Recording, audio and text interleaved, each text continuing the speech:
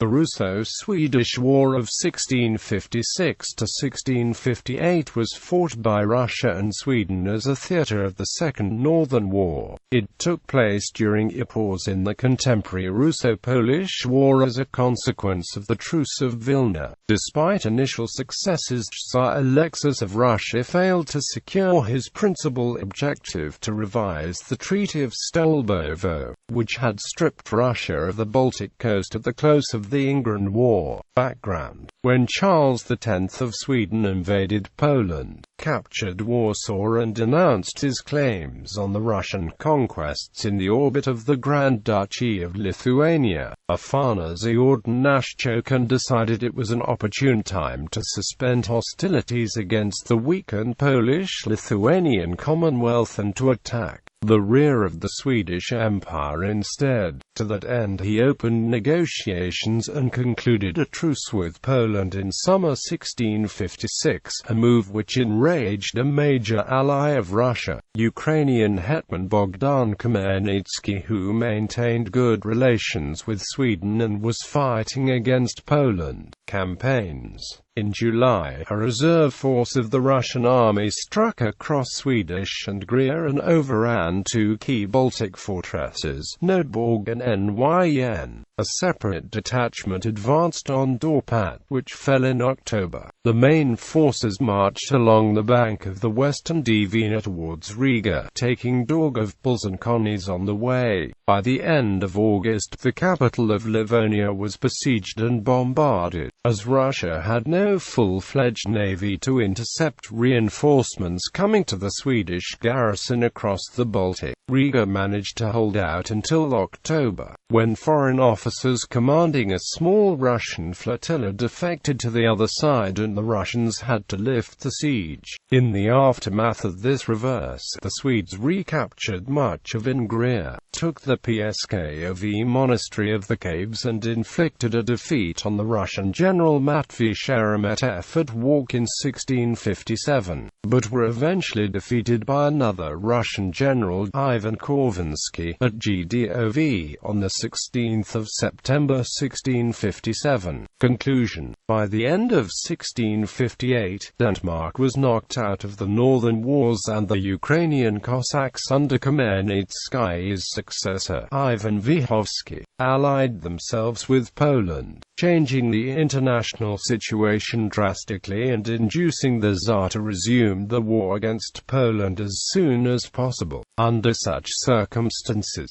it was necessary to bring the Swedish adventure to a speedy end. On the 20th of December, Ordnashchokhin negotiated with Sweden the Treaty of Vilna, whereby Russia was allowed to keep the conquered territories in present-day Latvia and Estonia, Konice, Aluksna, Dorpat, Nyslod, for 3 years. When the term expired, Russia's military position in the Polish War had deteriorated to such a point that the Tsar could not allow himself to be involved into a new conflict against powerful Sweden. His boyars had no other choice but to sign in 1661 the Treaty of Stolbovo, which obliged Russia to yield its Livonian and Ingrian conquests to Sweden, confirming the provisions of the Treaty of Stolbovo.